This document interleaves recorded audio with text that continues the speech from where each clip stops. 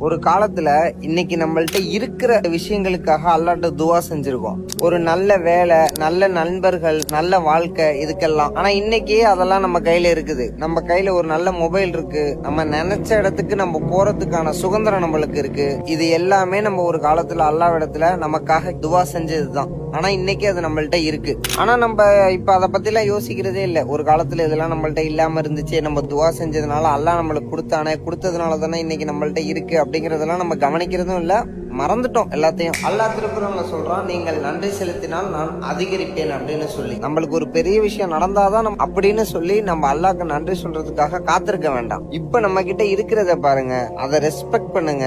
ஒரு காலத்துல இல்லாம இருந்ததை தான் அல்லாஹ் நம்மளுக்கு கொடுத்திருக்கான் அப்படின்னு சொல்லுங்க. ஒரு நிமிஷத்துலயும் அல்ஹம்துலில்லாஹ் சொல்லுங்க. இன்ஷா அல்லாஹ் நாளைக்கு பார்ப்போம். அஸ்ஸலாமு அலைக்கும்.